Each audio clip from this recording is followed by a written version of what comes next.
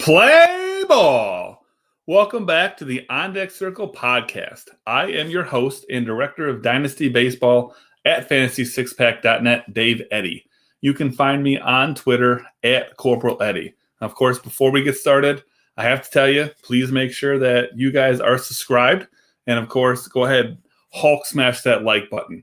So let's go ahead and let's get things started, everybody.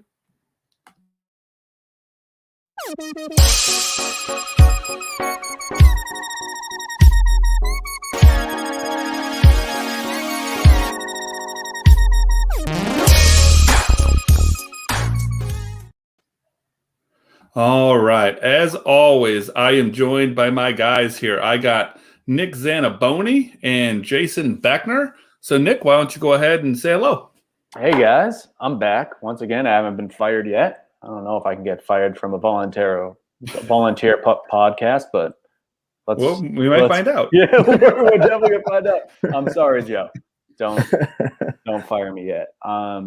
So this week, actually tomorrow, I have a post I'm really excited about for my Dynasty Player of the Week, going through Alex Verdugo of the Red Sox. It's gonna have so much bias in it. It's not even gonna be funny.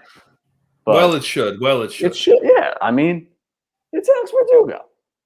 There's one quote in there I'm just going to throw out. He is not your grandpa's favorite baseball player. He's got too many chains.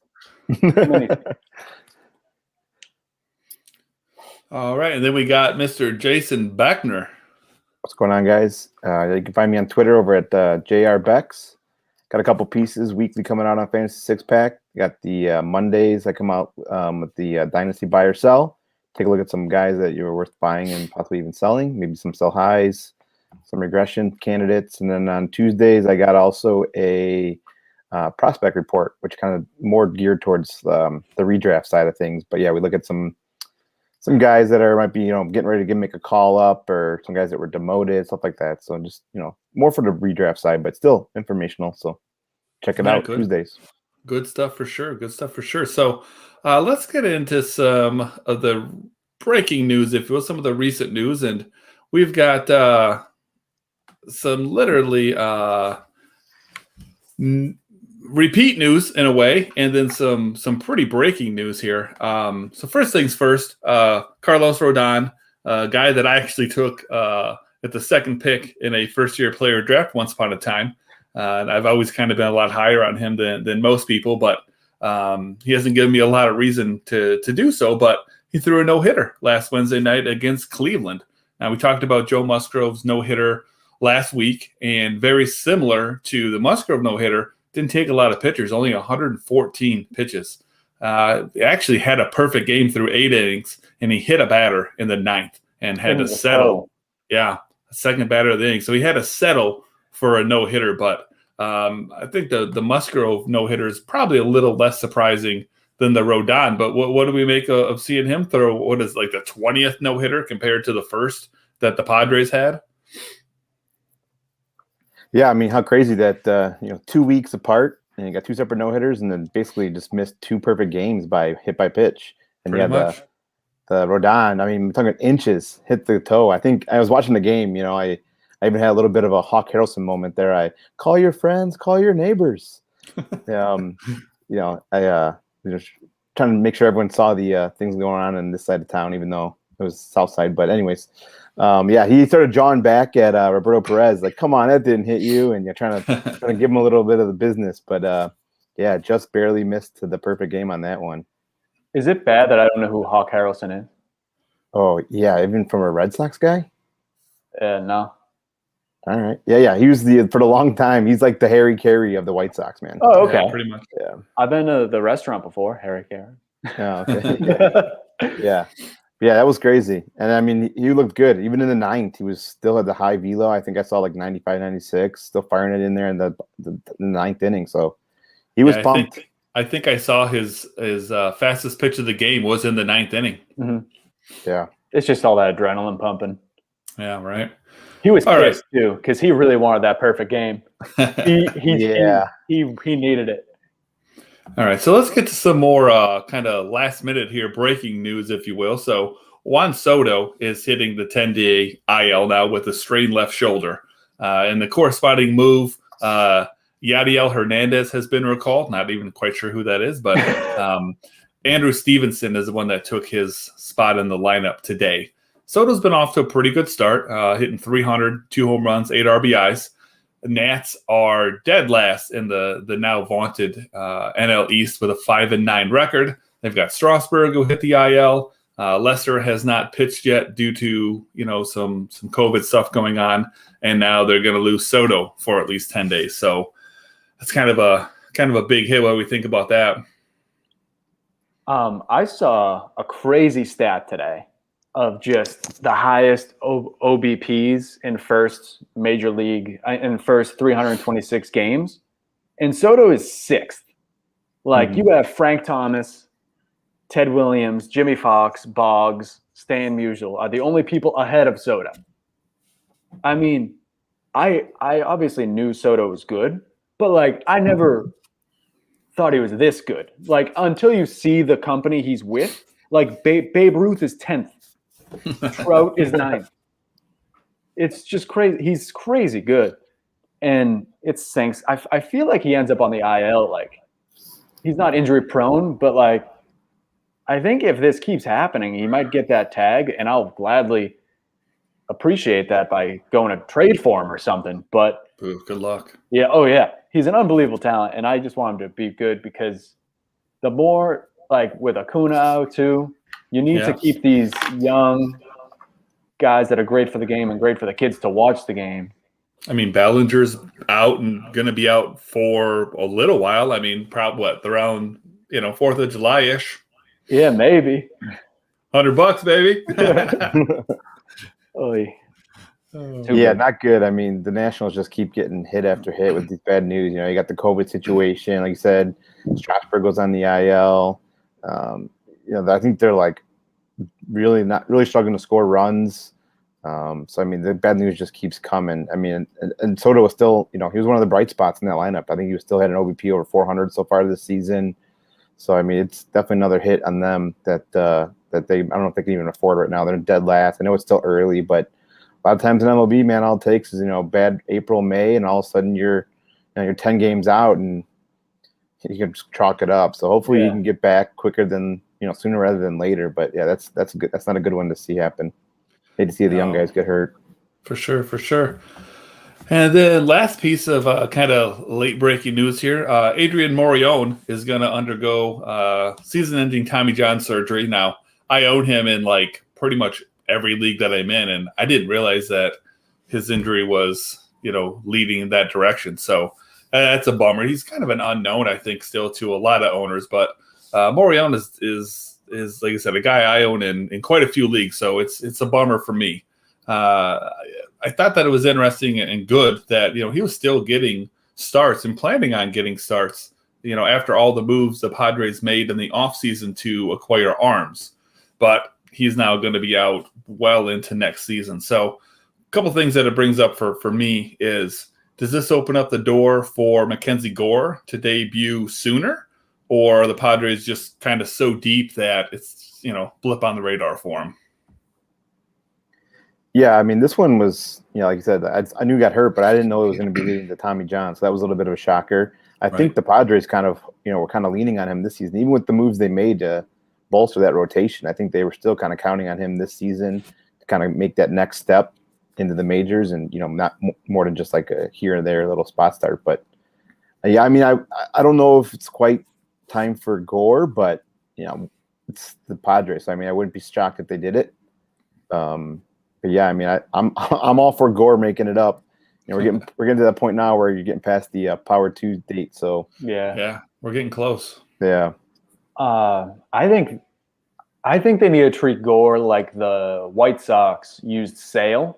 Just let him pitch out the back end of your bullpen for the stretch run, because you don't want to waste his bullets when you have like you Darvish isn't going to be there for the next isn't going to be as productive for the next 5 years. So you might as well use Gore's bullets for when you need them, as opposed to now when you have such a loaded deep rotation, you can just use them in the bullpen.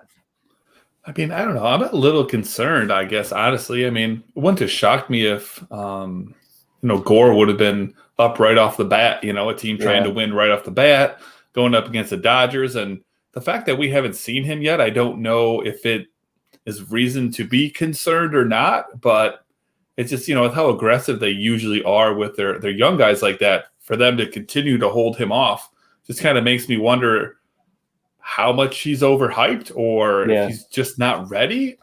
You would expect that, he would have been there. That's why I guess probably I was so surprised but happy that Morejon was getting so many starts, or, looking to get so many starts. I really thought that he was going to be, just a long reliever and, get just some decent numbers. When an injury comes in, he fills in, but now he's at injury. So yeah, that's a real bummer, man.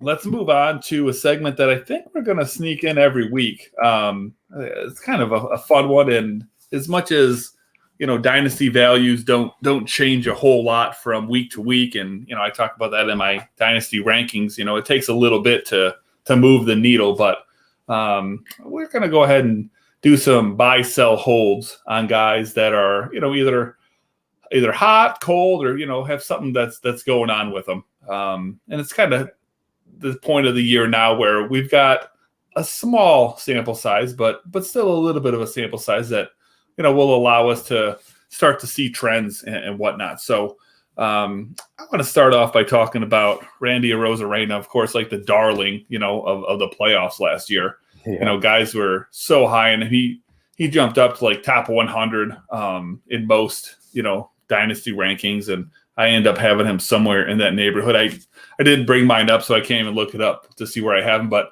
he's struggling right now. He's looking at 10th percentile for xWOBA, 13th percentile for X batting average, 9th percentile for X slugging, 14th percentile for X ISO, 12th percentile for X on base, 33% barrel rate. Ks and walks aren't doing hot either. 19th percentile for Ks, 29th percentile for walks. So he's definitely struggling.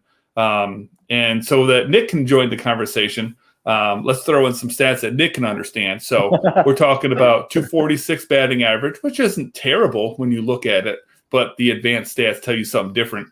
313 on base percentage, again, not good, but not unbelievably bad like these advanced stats are showing.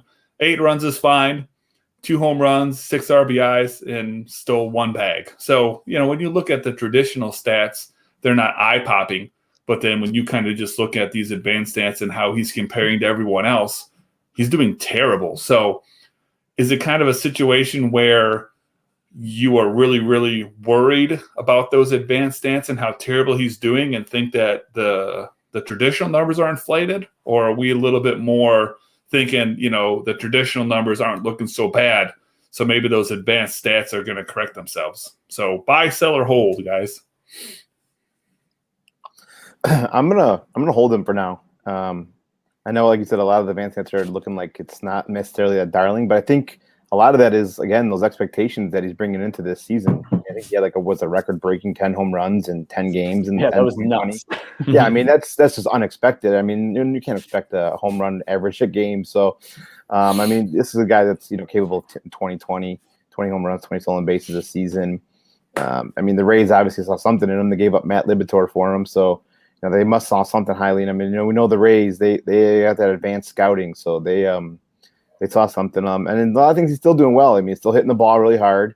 His X velo still top 8% of the league. He's not chasing as much as he used to in 2020. His out of zone swing percent's down. So I mean, I think at first I thought, oh, maybe it's just he's gotten a lot of bad luck. But I mean, the BABIP's kind of high still at this point. I think it's like 350 still. So I think honestly they're throwing him a lot of breaking balls, and he's not adjusting to it. So he's definitely seen an increased amount of breaking stuff, and maybe that's the hole in his swing that has been getting kind of exposed here. So hopefully he can make those adjustments, because I like this kid. I want to see him excel. So yeah, I mean, I'm holding for now. Yeah, I would be holding or buying. It really depends on when your startup started. Like, if you drafted him this year in the top 100, you're pissed. But if you're the guy that had him in 2017 and you picked him in the 3rd round of your rookie draft. I mean, it's all gravy at this point. And like, you can try and sell him. Maybe you can find someone that wants to buy him.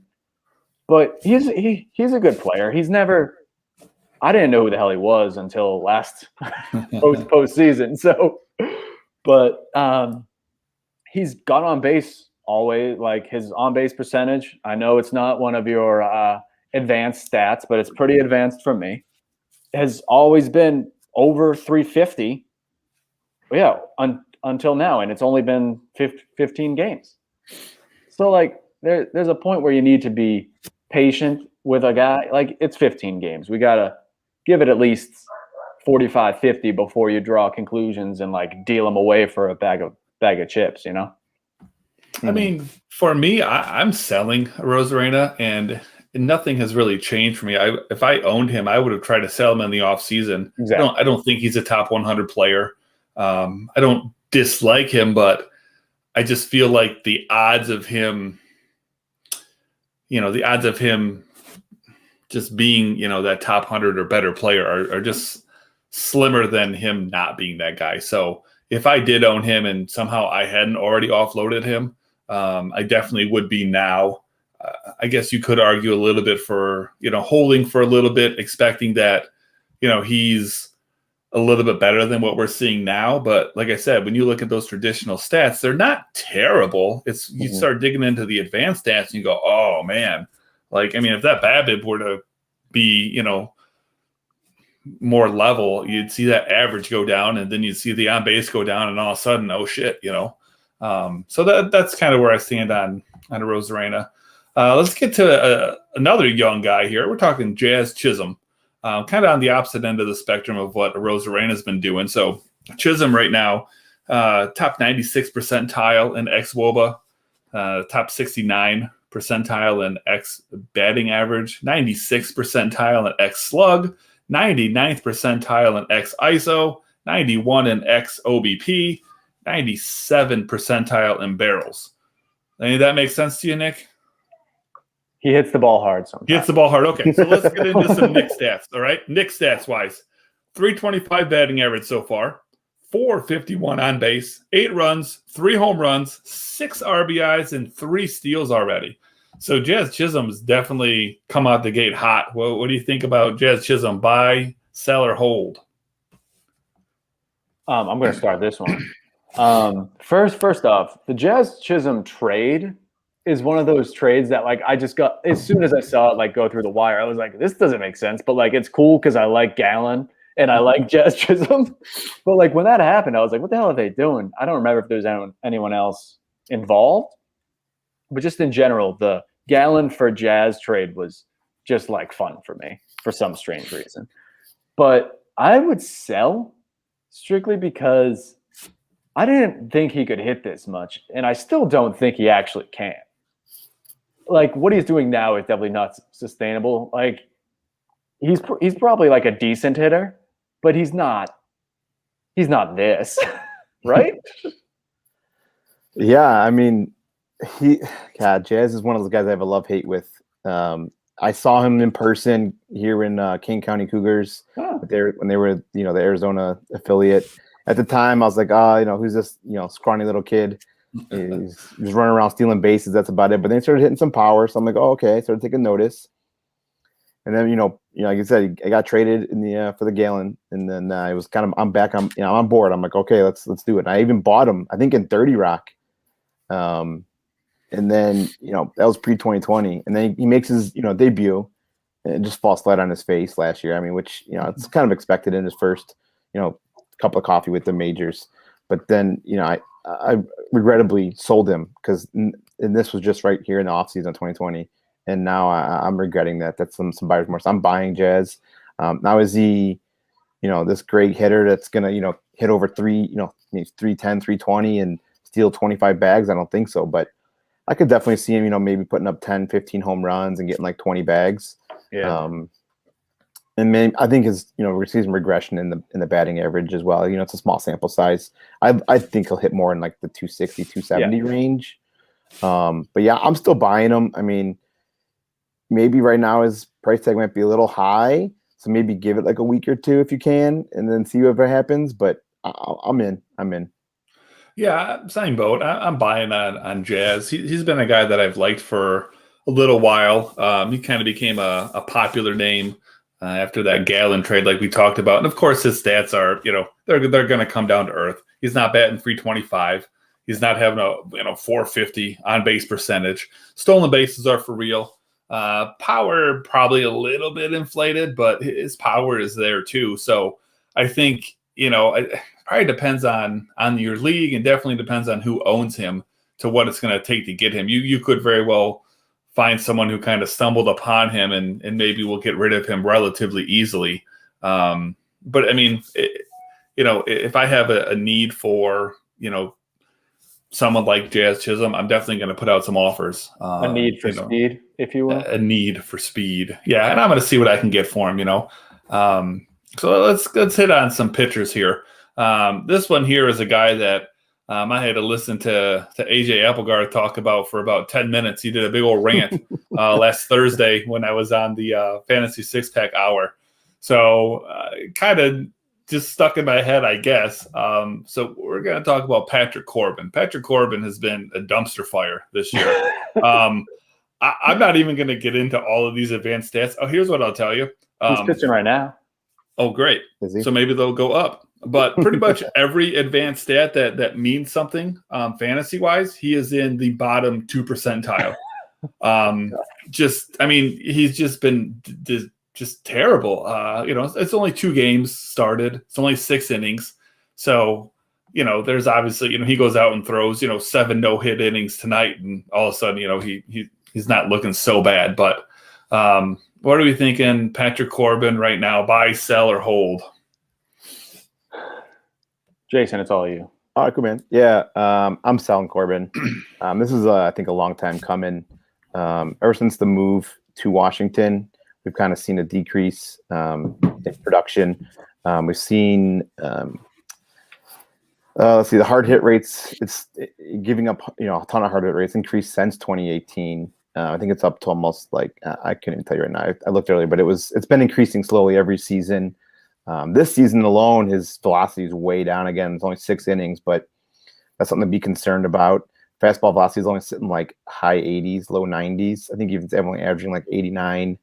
And then just some other things that kind of outlined to me was the sinker and the slider usage is down so far, which used to be, what he would bank on. And it seems like he's relying more on the fastball changeup mix, which I don't know if that's just something that he decided to come into 2021 and doing, but yeah, I mean, the K rate's down. So yeah, this has been a long time coming. He's a sell for me for sure. There's a lot of people in Washington, baseball players, politicians, that are stealing from people. And Corbin is the worst out of all of them. My God. I just had to look up his contract. He got $140 million. And I need to be reminded, did he start with the D-backs? He definitely played with the D-backs, yeah. Okay, yeah. So was it D-backs, then Yankees, now Nationals? Sure. I think that it just went Arizona, Washington. I don't know who it was for Arizona. I don't know why I thought it was Yankees. I just hate him, I guess. But yeah, I don't think anyone's going to buy him at this point, but I don't what would you even expect to get? He currently has not given up any runs today, so the ERA is going down. So you might as well do it now because the ERA is going to go down. But he's not good anymore. I've recently, within the last couple minutes, looked into his advanced stats. Oh, congratulations! Nice, and they're not good. No, I know. I mean, you did just recite them, but he sucks. So fun fact, I actually have him on my bench in my TGFBI team, so that's super cool. I think I started him the first 2 weeks, but not this week. But I mean, for me, I think Patrick Corbin, if you own him, I think he has to be a hold. I mean, I guess drop isn't an option, so I can't say drop. But I mean, I guess you could buy him if you're just in the position of kind of win now, buy him and stash him and just hope he turns it around a little bit. I don't see you selling him because I don't think anyone, like you said, anyone would buy anything, give you any sort of value for him. So I don't see a sell. If you own him, like I said, I guess I would just kind of hold and hope that things turn around unless you're going to drop him, I guess that's the way I look at him. Let's talk about our favorite thing, relief pitching. Ooh, yeah, buddy. It's getting hot and heavy now, guys. Relief pitching. We're talking Emmaunel Clase. All right. Now, I don't know. Everyone, I guess, may not necessarily know exactly who he is, but let's run through some advanced stats here real quick to show how well he's been doing so far. 94th percentile ex-WOBA, 91st percentile ex-batting average, 86th percentile ex-slugging, 72 percentile ex-ISO. So he's pitched 8 games so far, 7.1 innings, not giving up a run, whip of 1.23, and he's got 4 saves right now. He had gotten every save for the Indians up until their last game. The last game, Grinchick got the save, but up until that point, it's been Clase. I own him in a few spots, so I'm excited to see that. But what do you guys think right now as far as buy, sell, hold on Emmaunel Clase? I mean, if you can get the Clase owner to sell, I mean, I'm buying. This is a young power arm. This is what you look for in a closer. I mean, even going into the season, many people thought that Grinchick wasn't in the line for the saves and that it wasn't going to be Clase or possibly even Wittgren. So now, with Francona there, everyone kind of leaned towards, it might be Grinchick, but because Clase, they don't really want to trust a young, unproven guy in the closing role. But seems that they have, again, a power arm, we can reach triple digits. Fastball's got a lot of cut action, so almost more of a cutter. He can induce a ton of soft contact. I think his exit velo right now, like I said, I think is in it's like 92nd percentile of inducing soft contact. He's also missing a ton of barrels, which means, a lot of that cutting action's it's working. I think he's only getting like 4.8% of barrels. And then his xERA, which is, was really shocking. Even, that's something you want from a closer too. It's like sub 2.0. I think it's like 1.7 something, which is like 94th percentile. I mean, give me all the Class A shares. Like I said, is what you look for in an up and coming closer, young power arm, 2-pitch mix. You can even mix in a 3rd pitch I think he's got like a changeup too, but mostly just relies on that fastball cutting action. So I'm buying if I can get him from the guy. Like I said, most guys that are on Class A probably at this point right now are probably going to look for pretty hefty return. Yeah. I was a year early on Class A, unfortunately, because he got hurt last spring. I think it was his trap or something. I don't remember what it was. I had him in 3 of my 4 leagues, traded him in all of them. And boy, does it suck today. Because I don't know what I got for him, but I'm going to give you a Nick stat. He throws gas. Oh, there you go. So that sounds like an illegal pitch. I mean, let's ask Trevor Bauer, but still, he throws absolute gas, and they can't touch him. The cut is sick. He's a cheat code in MLB The Show. Just no one can touch him. Real life video. He is a video game. What, but could you, if you had 9 attempts through a lineup to bunt on him, how many hits do you think you would get? Oh, I've done it. I know. I could probably bunt for a hit. That's just that's the field. That's all. And with J-Ram at 3rd, I'll just bunt it down 3rd, and his slow ass will try and get to it. Well, but I would definitely buy, and then if I own him, I'd definitely hold. But I don't know what. I hate relief pitchers in general, but a lot of my leagues just started to do ratios, like the Ks, and he'd pump those up. So I'd definitely be trying to buy him. Yeah, I really think it depends on the league that you're in, because if it's a league where it's just straight holds, I mean, I am concerned because, you got Wicker in there who was kind of thought at the beginning of the year to have the closer job. And then you got Grinchick who, all off season you thought that was going to be the guy. Like I said, he did get the most recent save, and I don't have Wickern's stat in front of me, but I have Karinchik's in front of me, and his stats are identical. The only real difference is he's got 1 save compared to Clase's 4. They both have not given up a run. He's thrown 1 less inning. His whip is a little bit better. I know we're only talking about, a few innings, but you do have to worry about, if Karinchik's going to end up getting the saves at some point, whether it's just, Clase has a bad outing and then they just flip-flop. But if it's like a saves/holds league, or if it's a saves and holds league, then, you're pretty safe. You don't know necessarily maybe if you're going to get the saves or the holds. But if they're combined, it doesn't matter. So if you're just a traditional saves league, I mean, he's a little bit riskier, but worst case scenario, I assume you're going to get some great ratios. I think in all formats, if you can buy him, I would. Your league's going to depend on exactly what you're going to need to do to get him.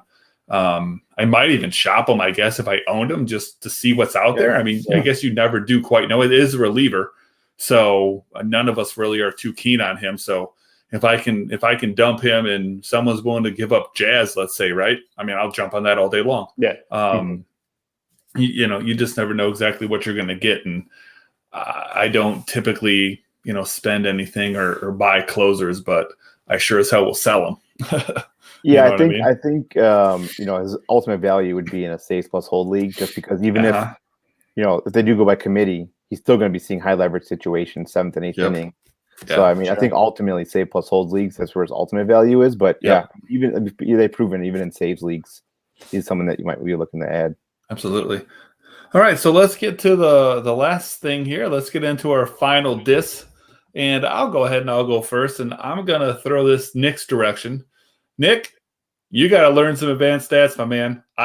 I don't know what to tell you. Yeah, you're embarrassing yourself. You're embarrassing us, and I'm gonna put this on. Let me get the finger right here. I'm gonna put this on Jason. Yeah, Jason, right. Let's go ahead and get an advanced stat every week that we can throw Nick's way. Get a little bit of pepper on that boy. Yeah, absolutely. Every week we'll have a little new segment. Right. We'll leave you with advanced stat to look up, and then you can let us know what you learned. It'd be like in school. School session, yeah. So what do I need to study this week? Oh man, let's go with one of my new favorite ones. I talk about it kind of often is the CSW percentage. You can start by looking at pitcherlist.com. I think Alex Fast, he's got a little thing there, and then I think CSW percentage. Yeah, CSW percentage. All right. It's basically a combination of called plus swinging strikes. Okay. Yep, I have it on pitcher list now. There you go, man. Take a look. It's a newer advanced stat. I kind of like it because again, that when you're looking for strikeouts and K percentage and stuff, that's one of the things to kind of look at. Is the catcher getting them some good strikes, stuff like that. So it's a good one for you. All right, we'll keep it nice and slow on this easy one. Yeah, and then we'll grade on a curve next Tuesday. There you go. Yeah. What do you guys got for your final diss? I've got nothing because you guys have been great tonight. Wow, wow, what a nice guy! I don't like to brag. Yeah, but he's right. It was a good show. So just give us a little pat. And Jason, no one's noticed. Jason's hat is forward. It's forwards. I did, yeah. I got yeah. What the hell? Every once in a while. I mean, I guess I got something to live up to. I guess from now on, I'll just keep rocking my hats. Usually, I do always wear my hats backwards, but today I was rocking the forward hat. So. I wasn't gonna say anything. I wanted to see if Nick would notice, but Nick doesn't have an eye for detail. I don't. Nice. Jason's here. It's like over the top. And then move you over the top. So nice. All right. Well, hey, I think on that note, guys, I'm gonna tell everyone that if you've been listening, if you haven't subscribed yet, please do so. We'd really appreciate it. And of course, go ahead and smash that like button for us, and we will catch you guys next week, next Tuesday, 8 p.m. for the live show. If you're watching this on the playback, that's fine too. We still appreciate you guys. We'll catch you next week. See ya. Smash the like.